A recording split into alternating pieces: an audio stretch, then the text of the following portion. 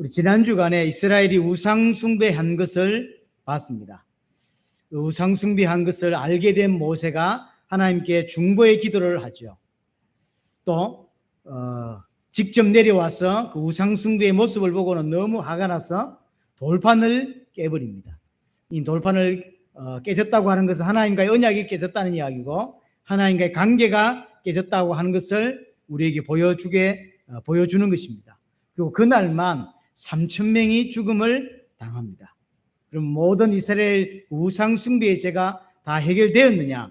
그렇지가 않다는 거죠.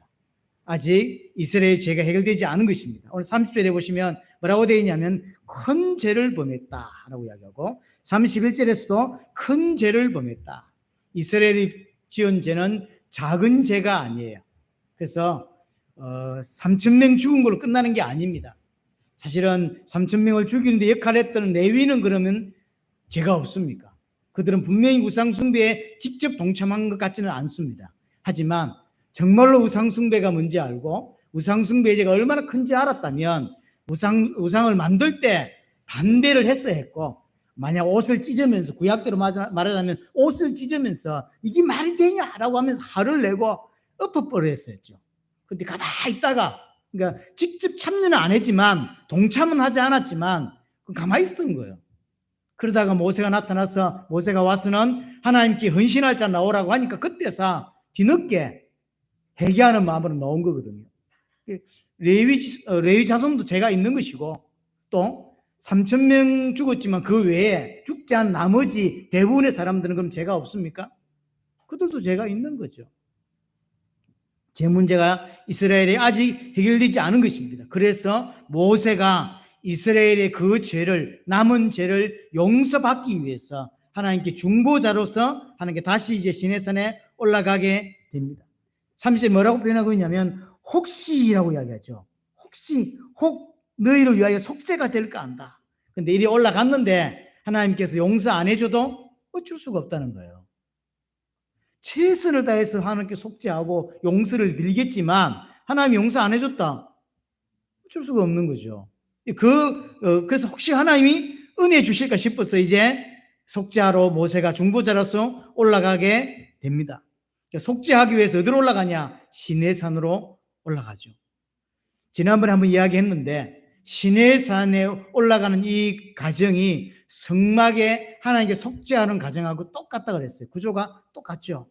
이스라엘 백성을 하나님께 부르실 때 시내산 밑에 있는 그룹이 있고, 중턱까지 올라가서 70명 중심의 중직자들 중턱까지 올라가는 그룹이 있고, 마지막 모세는 산 꼭대기까지 올라가죠. 이게 성막의 구조라 그랬죠. 성막 뜰에 거할 수 있는 자가 있고, 성소까지 들어갈 수 있는 자가 있고, 지성소로 들어갈 수 있는 자가 있죠. 지성소는 대제사장만 들어갈 수 있는 거죠. 모세가 지금 산 꼭대기로 올라갔다는 이야기는 지성소까지 들어갔다는 것을 보여주는 것이고, 그 지성소 안에 속죄소에서 속죄를 받아요. 그냥 짐승 잡는다고 되는 것이 아니라 지성소 안으로 들어가야 되죠. 지성소 안에서 속죄소에 피를 붓고 속죄함을 받게 되어지죠. 그래서 모세가 지금 지성소 안으로 들어갔다라는 이야기입니다. 오늘 30절에 속죄라고 표현했죠. 속죄가 될까 한다라고 이야기했는데, 이 속죄라고 하는 단어와 지성소 안에 있는 속죄소라는 단어 어근이 똑같은 것입니다. 그래서 속죄가 속죄소, 지성소 안에 있는 속죄소와 같은 것에서 나온 단어예요. 카파르라고 하는 단어인데요. 덮게라는 거죠. 죄를 덮다라고 할 때, 우리의 모든 죄를 덮었다라고 할 때 쓰여지는 속죄소, 또 속죄라는 단어죠. 그러니까 지금 모세가 이스라엘 백성이 죄를 속하기 위해서 지성소 안으로 들어가서 속죄하는 장면, 이 모습을 우리에게 보여주는 것이거든요. 근데 중요한 건 지성소는 대제사장만 들어갈 수 있어요. 그럼 지금 대제사장이 누구냐면 아론이에요. 아론이 대제사장인데 아론이 올라가지 않고 대제사장이 아닌 모세가 지금 올라가죠. 아론은 백성들의 죄를 속할 수가 없어요. 왜 그러냐면 대제사장인데. 왜 그러냐? 아론이 죄를 지었잖아요. 아론이 죄인이고 아론이 자기가 주축이 돼서 한 건 아니지만 우상을 만들었고, 그래서 이스라엘 백성으로 하여금 우상에 빠지는 역할을 사실 아론이 했단 말이에요. 그래서 아론은 대제사장이고 죄를 속해야 되는 인물이지만 속할 수가 없는 거예요. 그래서 아론의 대제사장직은 실패하는 거예요. 그래서 오늘 모세가 아론 대신 진짜 대제사장으로서 올라가는 모습을 보여주는 거죠. 오늘 모습은 우리에게 조금이지만 뭘 보여주냐면 구약의 대속의 원리를 보여주는 거예요. 대속의 원리. 구약의 죄를 속할 때 성막에 가서 또는 성전에 가서 짐승을 잡고 양이나 소나 염소 짐승을 잡아서 속죄소로 들어가죠. 이건 전부 다 모형이죠. 근데 그 모형은 나중에 오실 예수 그리스도의 보혈, 그것을 설명하는 거잖아요. 예수 그리스도가 원형이라고. 근데 오늘 본문에 보면 원형과 모형의 모습을 보여주는 것이죠. 원래 대제사장은 아론입니다. 하지만 아론은 대제사장직에 실패해요. 그래서 원형이 누구냐면 모세예요. 모세가 대제사장으로서 하나님 앞에 나아가는 거죠. 성막이 원형입니까? 시내산이 원형입니까? 성막이 모형이죠. 성막은 시내산에서 따온 거예요. 실제 성막 가서 하나님께 속죄 제사를 드리지만 그건 어디서 따온 거냐면 시내산에서. 시내산이 원형이고 성막은 모형인 거죠. 아론이 대제사장인데 모형이에요. 모세가 원형이라는 거죠. 그래서 원형이 올라가서 하나님께 속죄 예배를 드리는 죄를 해결하는 그런 모습을 우리에게 보여주고 있는 거죠. 아론은 모형입니다. 죄를 속할 수가 없어요. 자신도 죄인이고 자신이 우상 숭배를 하게 된 거죠. 그래서 오늘 본문에서 보면 참 원형이 뭔지, 모형 말고 원형을 통하여 어떻게 대속하는지를 보여주는 장면 중에 하나예요. 그래서 모세가 진짜 대제사장으로서 참 중보자로서 하나님께 나아가고, 그래서 하나님과 이스라엘 백성의 사이를 해결하는 중보의 역할을 누가 하냐? 아론이 하는 것이 아니라 모세가 하더라는 거죠. 자, 31절부터 보면 중보자로서의 모세의 모습이 이제 정확하게 드러납니다. 31절 보세요. 모세가 여호와께 다시 올라가, 시내산으로 올라갔죠. 여짜오되 섣부도소이다. 이 백성이 자기들을 위하여 금신을 만들어 싸우니 큰 죄를 범하였습니다. 그래서 이스라엘 백성이 알지 못해서 금신을 만들어 큰 죄를 지었습니다 라고 회개하고 자복합니다. 이것은 분명히 자신이 지은 죄가 아니요, 하지만 하나님 앞에 회개합니다. 모든 백성을 대표해서 하나님, 우리가 죄를 지었습니다. 우리가 하나님이 아닌데 그게 하나님이라고 검으로 신을 만들었습니다. 그래서 검신이라고 표현했죠. 회개합니다 라고 하죠. 그러면서 우상의 본질이 뭔지를 다시 한 번 더 모세의 고백에서 설명하죠. 자기를 위하여 금신을 만들어 싸우니. 금신을 왜 만들었느냐? 하나님을 위해서가 아니요, 나를 위해서요. 그래서 우상의 본질이 뭐냐면요, 내가 원하는 것을 얻기 위해서 하는 모든 것이 우상입니다. 내가 원하는 걸 얻기 위해서, 내 육신적인 것을 채우기 위해서 하는 모든 행위, 혹시 교회 왔다 할지라도, 하나님 이름을 부른다 할지라도 그것이 내 육신을 위한 것이라면 그게 우상숭배예요. 생각보다 많은 사람들이 교회 와서 우상숭배하는 거예요. 자신을 위해서. 그래서 내가 하고 싶은 대로 하고 내 생각대로, 내 생각이 옳은 대로, 내 기준대로 하는 거, 그게 죄입니다. 그래서 내 생각이 옳은 대로 한다는 이야기는 내가 내 인생의 주인이라는 이야기죠. 내가 주인된 삶, 그게 죄인의 삶이에요. 이게 창세기 3장이에요. 하나님께서 먹지 말라고 한 언약을 이렇게 세우죠. 하나님과 아담 사이 언약을 세웠는데 그 언약에 순종하면 되는 게 아담입니다. 왜냐? 자기 인생의 주인이 자기가 아니란 말이에요. 하나님이란 말이에요. 그러니까 순종만 하면 되는 게 아담입니다. 하지만 아담은 사단의 말을 듣고 어떻게 생각했죠? 자기가 판단하고 자기가 옳은 대로 행했어요. 자기 인생이 자기가 주인이에요. 그러니까 자기 생각에 자기가 옳은 대로, 내가 원하는 대로 하는 행동, 그게 창세기 3장의 죄예요. 그게 원죄예요. 그래서 내가 원하는 걸 채우기 위해서 하는 모든 행위가 우상숭배. 그래서 모세가 정확하게 알고 있죠. 자기를 위하여 금신을 만들었습니다. 우리를 위하여 금신을 만들었습니다. 잘못됐습니다 라고 회개하는 것이고, 우리의 진짜 올바른 인생은 뭐냐면 하나님이 주인이고 우리는 그의 종이 되어서 그 하나님을 섬기는 삶, 종의 삶, 그게 인간의 참다운 삶이에요. 그게 우리의 삶이라니까요. 우리의 인생의 주인은 하나님입니다. 그걸 정확하게 알아야 돼요. 하나님이 주인이고 우리는 그게 종입니다. 우리는 아무것도 아닌 자예요. 원래 아무것도 없던 자였습니다. 하나님께서 흙으로 만드시고 생기를 불어넣어서 인간으로 우리를 만드신 거 안 만들어도 돼요.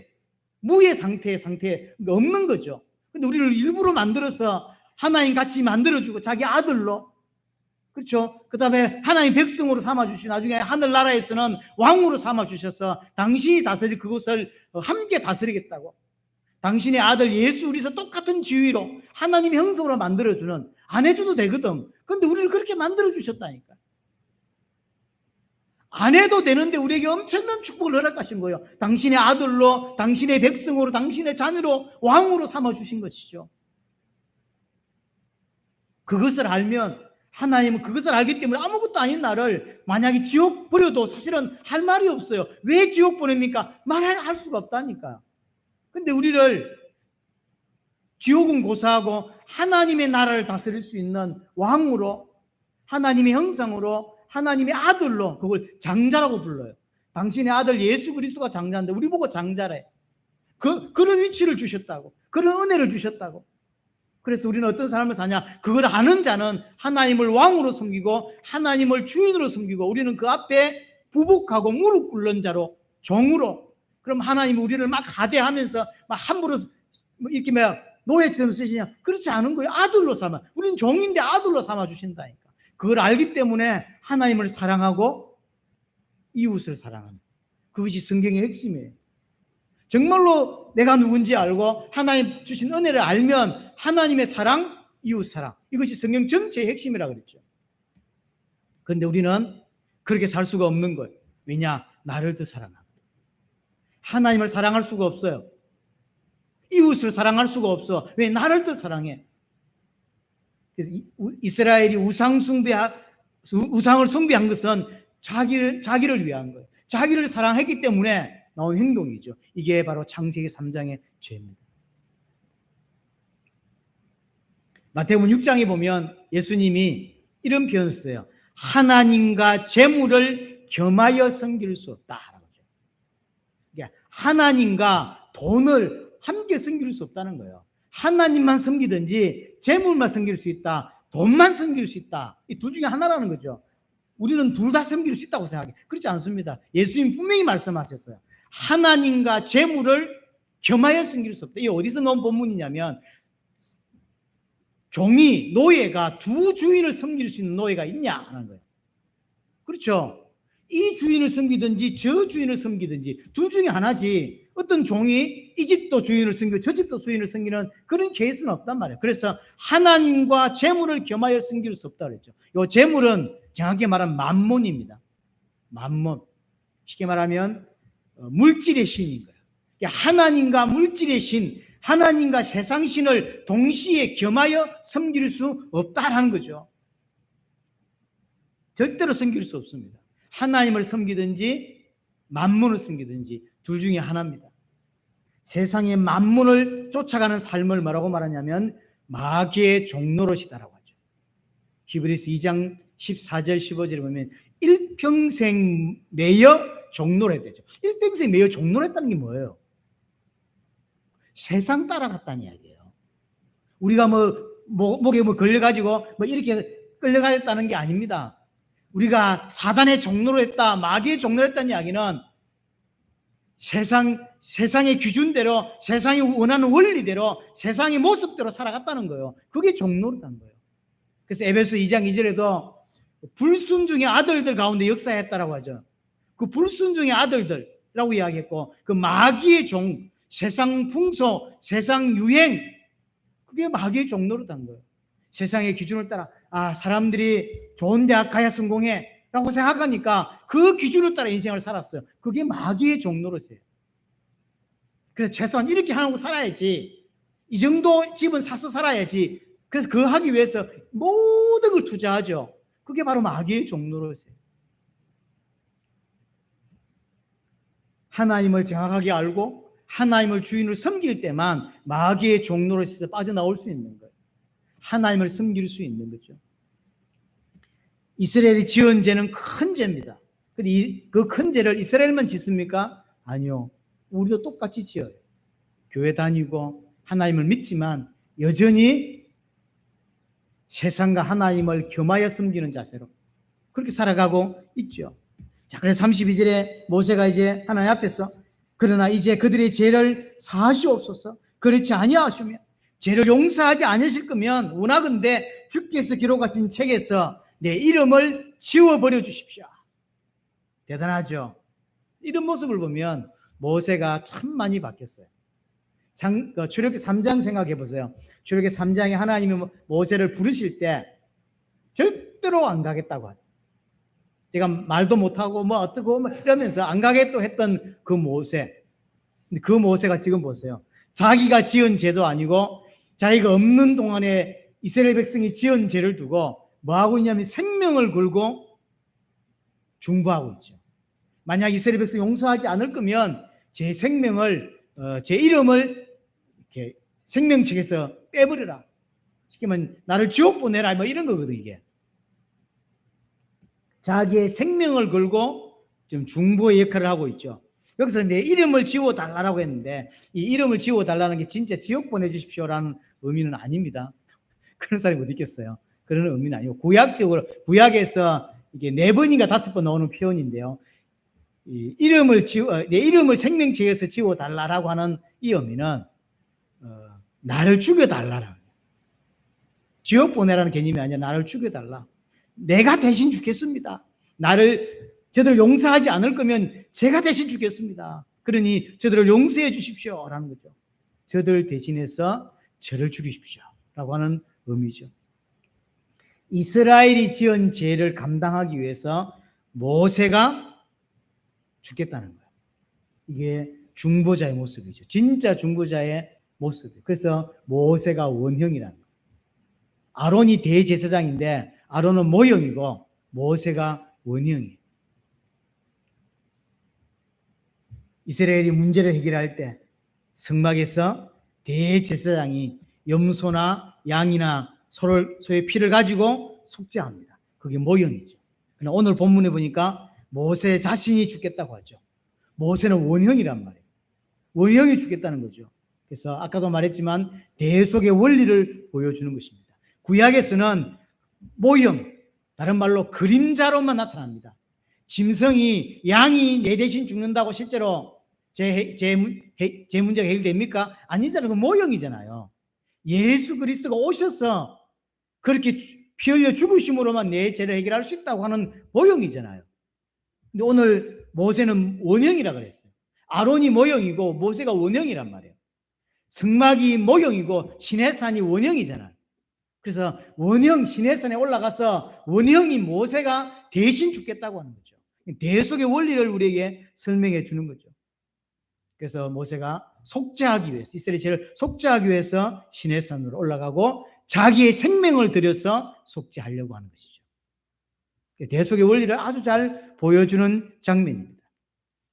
자, 그런데 33절을 보시면 여호와께서 모세에게 이르시되 누구든지 내게 범죄하면 내가 내 책에서 그를 지워 버릴 것이다. 하나님의 대답은 뭐냐면 no. 저를 죽이십시오. 제가 이스라엘 대신 죽겠습니다. 라고 하는 대속의 원리를 가지고 하나님 앞에서 나아갔어요. 그때 하나님이 안 돼. 안 된다는 거예요. 왜냐? 뭐라고 표현하고 있냐면 내게 범죄하면 내가 내 책에서 그를 지워버리겠다. 이게 범죄한 자, 죄 지은 자가 죽지 죄 없는 자는 안 죽는다는 거죠. 모세는 안 죽이겠다는 거죠. 죄를 범한 자를 죽이겠다는 거예요. 모세는 지금 시내산에 있다가 이스라엘이 죄 짓는 줄 몰랐어요. 그래서 모세를 죽이지 않겠다. 죄를 지은 자가 그 죄의 대가를 받게 하겠다는 거죠. 이것이 하나님의 공이고 이것이 하나님의 원칙입니다. 근데 34절을 보시면 이제 가서 내가 네게 말한 곳으로 백성을 인도하라. 내 사자가 내 앞에서 가리라. 그러나 내가 보응할 날에는 그들의 죄를 보응할 것이다. 근데 하나님이 모세 그 중보를 듣고 완전 용서한 줄 알았는데 아니에요. 33절에서도 죄를 범한 그 자를 내가 죽일 것이다 라고 말씀하셨고, 34절 마지막 부분이냐, 보응할 날에는 그들의 죄를 보응하겠다. 지금 당장 죽이지 않겠지만 반드시 그 죄는 대가를 치르게 하겠다라는 거예요. 그래서 지금 죄 문제가 완전히 해결이 안 됐다는 거예요. 모세가 중보자로 올라가서 자기의 생명을 내어놓고 하나님 저들을 용서해 주십시오 라고 하는 참 중보자의 모습을 보여주고 있어요. 참 지도자죠. 지도자는 참 이래야 돼요, 사실은. 계속 핑계대고 그러죠. 나쁜 지도자예요. 모세는 중보자로서 올라가서 자기가 지은 죄도 아닌데 자기의 생명을 내놓고 하나님 제가 죽겠습니다. 저들을 용서해 주십시오 라고 하는 대속의 원리를 우리에게 참 보여주죠. 참 모세는 출애굽기 3장에서의 모습과 너무나 많이 달라져 있어요. 이 변하는구나 이렇게. 하나님 은혜를 보고 하나님 역사를 보니까 이 사람이 변하는구나. 저는 기본적으로 사람 참 안 변한다는 게 저는 한 표거든요. 사람 안 변해. 절대 안 변해. 라고 한 표인데 이런 거 보면 약간 변해요. 은혜를 받는 게 교회 와서 계속 은혜를 받고 하는 게 중요하다는 걸 이런 모습에서 보면 사실이에요. 사실 좀 변하긴 해요. 사람은 기본적으로 안 변합니다. 털 안 바뀌어요. 그런데 모세 보니까요. 변해. 그런 모습 보면 우리도 약간 희망이 있지 않겠나. 변합니다. 모세가 변했어요. 이게 불가능한 일 같은데 하나님의 은혜면 불가능한 것이 가능이 된다는 거죠. 모세가 변했어요. 자기가 지은 죄도 아닌데 하나님께 나아가서 지성소에 올라가서 하나님 제가 대신 죽을 테니 저들을 용서해 주십시오 라고 이야기하죠. 근데 오늘 하나님께서 34절에 지금 당장 죽이진 않겠지만 반드시 그의 죄의 대가는 묻겠다라고 하죠. 그럼 지금 용서 받았습니까? 안 받았습니까? 안 받은 거예요. 모세는 최선을 다했습니다. 최선이죠. 자기 생명을 내놨으니까. 생명을 걸고 중보자 역할을 했는데 최선을 다했지만 중보자 역할은 실패했어. 35절 보세요. 여호와께서 백성을 치시니. 이게 이제 백성을 치셨대요. 그럼 언제, 어떻게, 얼마나 치셨는지 아무도 몰라요. 그렇죠? 분명히 치셨다고 표현하고 있어요. 그래서 언제 재앙을 내리셨단 말인지, 언제 뭐 지진을 일으켰단 말인지, 언제 어떤 재앙을 내려서 얼마나 신발하셨단 말인지 전혀 기록에 나와 있지 않아요. 왜 치셨냐? 그렇게 설명하고 있죠. 이는 하나님이 백성을 치시는 이유는 그들이 아론이 만든 바 그 송아지를 만들었습니다. 우상 숭배 때문에. 원어대로 정확하게 표현하자면 아론이 만든 그 송아지를 그들도 만들었다. 이게 원어의 정확한 표현이에요. 이게 아론이 우상을 만들었고 그걸 보고 백성도 우상을 만들었다는 표현이에요. 뜻이에요. 쉽게 말하면 다 우상을 만들었다는 이야기예요. 이스라엘이 다 우상을 만들었기 때문에 하나님 반드시 그에 대한 대가를 치르게 하겠다라고 이야기하는 것이고 그래서 치셨다고 표현해요. 근데 얼만큼 치셨는지 그래서 몇 명이 죽었는지 나와 있지 않죠. 제 개인적으로는 하나님이 치셨지만 죽이지는 않았다고 생각을 합니다. 많은 신학자들 대부분도 제가 생각하는 것과 동일한 생각을 합니다. 분명히 하나님이 치셨어요. 하지만 죽이지 않은 거죠. 왜냐? 200만 명 다 죽인다고 그럼 제 해결됩니까? 200만 명 다 우상숭배했잖아요. 그럼 다 죽여버렸어. 그럼 제 해결되냐고요? 해결이 안 돼요. 그래서 오늘 본문 전체를 통해서 진짜 실체가 따로 있다는 거예요. 내 죄의 문제를 해결할 진짜 실체, 참 원형이 따로 있다는 걸 보여주는 거예요. 아론을 대신해서 모세가 원형으로 올라가고 대제사장을 대신해서 모세가 대제사장으로서 중보자 역할을 하고 성막이 아니라 시내산 원형이 올라가서 하나님께 속죄를 드리지만 그런다고 되는 게 아니라는 거죠. 그것도 모형이란 말이에요. 시내산이 원형이고 모세가 원형이지만 정확하게 보면 그것 또한 모형이란 말이에요. 모세가 모형이고 시내산도 모형이라. 실체가 따로 있다는 거죠. 원형이 따로 있어. 시내산의 실체가 어디입니까? 하늘나라의 성전 따로 있죠. 우리 요한계시록에서 하늘 성전 보셨죠? 하늘 성전에서 여러 가지 대하는 거 보셨죠? 그 하늘 성전이 따로 있어요. 그 성전을 보고 따온 게 시내산이고 그 따온 게 성막이고 성전이에요. 그렇죠? 모세가 아니라 참 대제사장이 따로 있다고. 참된 중보자가 따로 있습니다. 누굽니까? 예수 그리스도라는 거죠. 오늘 본문을 통해서 아론 대신에 모세가 올라갔고, 모세가 아니라 모세가 목숨을 걸고 했지만 목숨을 내놔도 그날 예를 들어서 모세가 죽었다고 칩시다. 그런다고 이스라엘 백성이 죄가 해결됩니까? 오케이. 그럼 너 죽어. 그래서 모세가 죽었다 칩시다. 모세가 각을 떠서 제사를 드렸어요. 그럼 이스라엘 백성의 죄가 해결됩니까? 안 돼요. 그리고 자기들이 다 죽어도 해결이 안 돼요. 창세기 3장의 죄는. 그래서 모세도 원형이고 시내사도 모형이에요. 다 모형입니다. 원형이 누구냐? 하늘나라에 따로 있고, 원형이 누구냐? 예수 그리스도예요. 예수 그리스도가 참된 대제사장이고 예수 그리스도 참된 중보자란 말이야. 예수 그리스도 죽어야만 백성의 죄를 해결할 수 있는 거죠. 그러면 치셨는데 안 죽었다고 제가 표현했죠. 왜 안 죽었을까요? 죽을 분들 소용없으니까. 대신 누가 죽었죠? 예수 그리스도가 죽는 거예요. 예수 그리스도가 죽으셨기 때문에 그들을 칠 필요가 없었던 거죠. 죽일 필요가 없었던 거죠. 우리의 참 중보자가 누구시냐? 모세가 아니라 예수 그리스도. 예수 그리스도만이 내 죄를, 이스라엘 백성의 죄를 해결할 수 있습니다. 왜냐? 예수 그리스도만이 참된 중보자시거든요. 그래서 히브리서 7장에 보면 아론이나 모세 같은 제사장이 아니라 멜기세덱의 반차를 따르는 제사장이 있다. 그러니까 멜기세덱은 분명히 부모가 있습니다. 부모가 있지만 하나님께 숨겨버렸어요. 왜냐하면 이게 예수 그리스도를 모형으로 보여주는 거기 때문에. 그래서 어디서 왔는지, 언제 태어났는지, 어떻게 살았는지 아무도 몰라요. 마치 예수 그리스도가 하늘에서 오셨던 것처럼, 잘 모르던 것처럼 그렇게. 근데 이 멜기세덱의 반차를 따르는 이 제사장은 영원히 계시는 제사장이래요. 영원히 계시니까 직분도 영원해. 누구십니까? 예수 그리스도. 모세가 목숨 걸고 한 중보를 하나님이 거절했습니다. 왜 그럴까요? 모세도 죄인이거든요. 모세의 죽음으로는 백성의 죄를 해결할 수가 없어요. 그 중심과 그 마음은 가릇합니다. 너무나 좋습니다. 하지만 그런다고 해서, 모세가 죽는다고 해서 이스라엘 죄가 해결되는 게 아니라는 거죠. 백성의 죄를 해결할 대제사장은 모세가 아닌 정결하고 흠이 없는 대제사장이어야 돼요. 그래서 정결하고 흠이 없는 대제사장으로 예수 그리스도가 이 땅에 오신 것입니다. 그분이 참 중보자예요. 자, 히브리서 7장을 직접 한번 가보겠습니다. 히브리서 7장입니다. 24절 25절 보세요.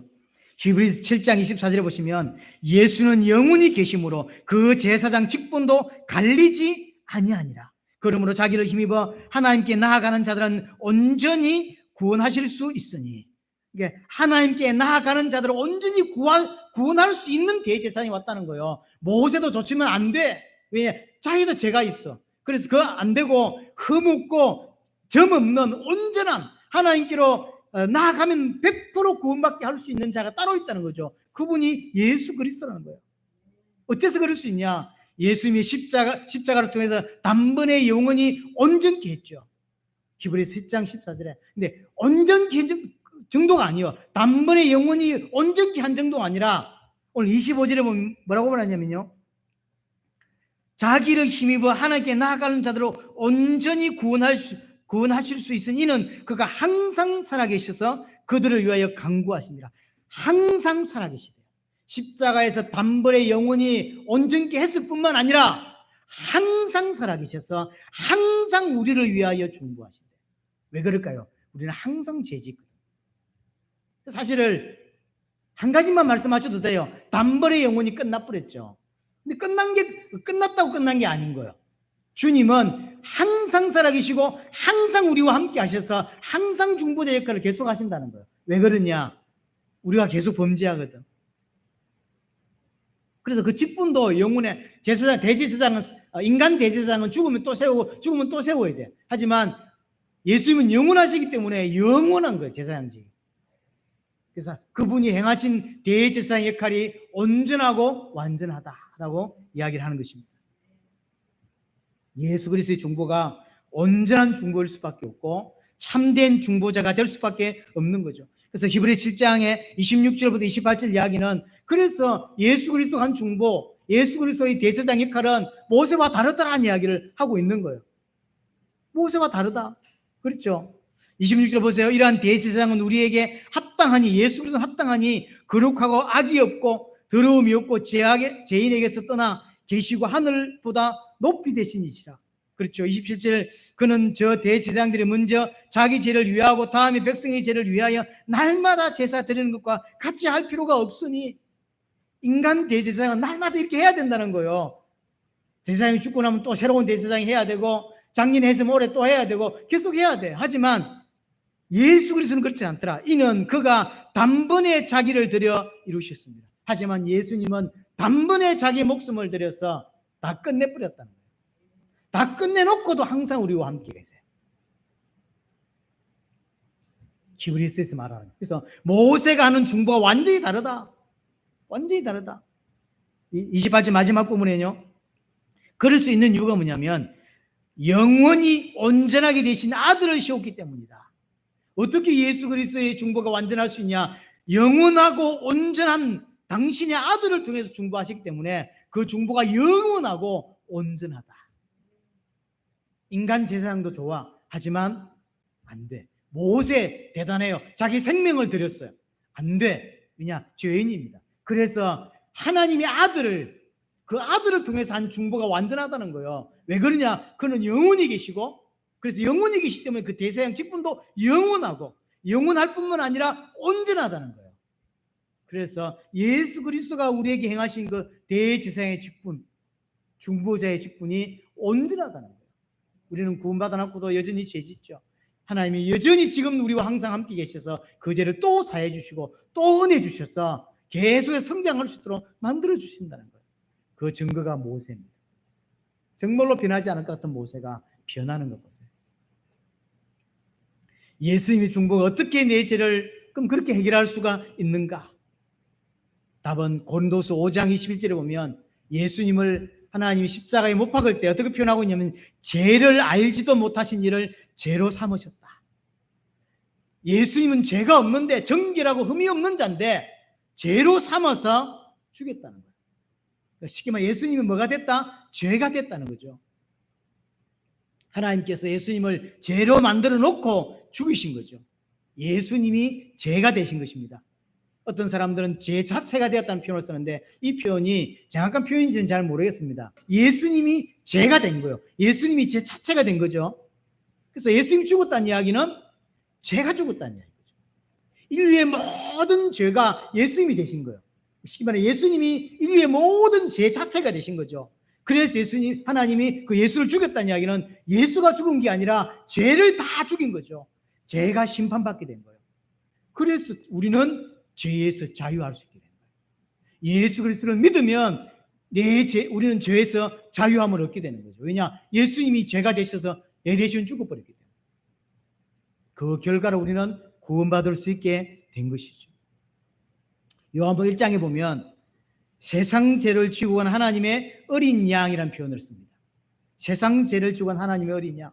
내가 예수 그리스도를 믿을 때 믿는다는 이야기는 예수 그리스도와 연합했다는 이야기고 연합했다는 이야기는 내 모든 죄가 예수님께로 옮겨갔다는 거예요. 그걸 연합이라고 해요. 그래서 하나님이 자기 아들을 심판한 게 아니라 조금 다르게 설명하면 죄를 심판했다라고 볼 수 있는 거예요. 그래서 내 죄가 없어지게 된 거죠.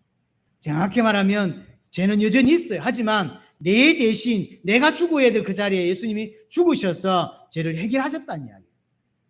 그래서 우리는 구원받을 수 있는 것이고 내 죄는 심판받게 된 것입니다. 그래서 우리는 죄에서 자유한 생명의 성령의 법이 죄와 사망의 법에서 우리를 자유케 했다. 그래서 정말로 예수 그리스도를 믿으면 참된 자유함과 죄에서 빠져나왔기 때문에 감격하고 감사할 수 있는 거예요. 근데 이걸 잘못 이해한 사람은, 구원을 이해하지 못한 사람은, 내 죄가 다 해결됐어? 그러니까 방종으로 가게 돼 있어요. 하지만 진짜 이게 어떤 의미인지를 아는 사람은 절대로 방종으로 못 가게 돼 있다는 거예요. 죄와 싸우고 사단과 싸우고, 그렇지, 하나님께서 어떤 은혜를 보셨고 어떻게 행하신 구원인지를 알기 때문에 절대로 안 간다는 거예요. 가는 자체가 벌써 구원을 이해 못한 거예요. 그래서 결론적으로 우리의 완전한 중보를 해결하신 예수 그리스도를 어떻게 해야 되냐? 히브리서 12장 2절에 믿음의 주요 또 온전하게 하신 예수를 바라보자. 이게 신앙생활. 믿음의 주요 또 온전하게 하시는 이인 예수를 바라보자. 두 가지 이야기를 했죠. 믿음의 주라고 되어 있는데, 믿음의 주, 이 주라는 의미가 표현 참 애매해요. 오해되게 표현했어요. 믿음의 주라고 했는데, 이 주란 뜻은 장시자라는 의미예요. 쉽게 말하면 믿음의 장시자요, 믿음을 만들어내신 분이다라는 의미예요. 나의 믿음을 만들어내신 그분이란 뜻이고, 또 온전하게 한다 그랬죠. 믿음을 만들어주시고 믿음을 온전하게 만들어주시는 예수님을 바라보자는 거죠. 이게 우리의 신앙이에요. 근데 굳이 하나를 더 하자면 한 가지 더 있죠. 그 믿음의 내용도 예수님이 우리에게 주신 거예요. 믿음의 내용이 뭔데요? 십자가와 부활. 믿음의 내용을 만들어 놓으시고 우리 안에 믿음을 심으시고, 장시자죠. 믿음의 장시자예요. 우리 안에 믿음의 씨앗을 넣어주시고, 그럼 가만히 계신 게 아니라 그 씨앗이 자랄 수 있도록, 믿음이 성장할 수 있도록 하시는 분도 예수라는 거예요. 우리 어떻게 살아야 됩니까? 그분만 의지하고 살자, 그분만 바라보고 살자라고 한 의미인 것입니다. 그래서 이 예수를 바라보자. 예수님은 지금도 끝까지 우리를 이끌어 가시는 거죠. 절대로 안 하겠다는 모세를 지금 보세요. 엄청난 참 믿음의 사람으로 성장해 있는 모습을 보여주잖아요. 그런 것처럼 우리를 하나님 지금 계속 이끌어가고 계신 거예요. 알면 너무 감사하죠. 분명히 우리는 넘어지는 것 같고, 우리는 너무 연약해서 이렇게 뭐랄까요, 실수하는 것 같고 그렇게 보이지만, 단번에 영원히 해결하신 그분께서 여전히 계속 항상 살아계셔서 나와 함께 계셔서 계속 이끌어 가시는 거예요. 언제까지? 빌립보서 1장 9절에 그리스도의 날까지, 주님이 재림하셔서 온전한 나라로 데려갈 때 그날까지 우리를 완성시켜 가신다는 거죠. 그게 주님이십니다. 우리는 이 은혜에 감사할 수밖에 없어요. 하나님께서 우리에게 완벽한 중보자를 준비해 주셨습니다. 참된 중보자는 아론도 아니고 모세도 아닙니다. 예수 그리스도가 참된 중보자인 거죠. 우리는 분명히 여전히 예수를 믿고도 또 실수하고 또 무너지고 또 불신앙하고 또 낙심하기도 합니다. 하지만 참된 중보자이신 예수 그리스도는 항상 계셔서, 단번에 영원히 끝냈을 뿐만 아니라 항상 계셔서 지금도 나를 위로하시고 나를 붙잡아 주시고 나와 함께 계셔서 계속 이렇게 세우신다는 사실이죠. 누구처럼? 모세처럼. 그래서 우리는 어떻게 해야 되냐? 참된 중보자, 믿음의 주요 온전케 하시는 예수님을 바라보며 사는 인생을 살아가야 되는 것입니다. 그것이 하나님이 우리에게 원하는 것입니다. 이 은혜가 이번 주간에 깊이 있게 새겨지기를 원합니다.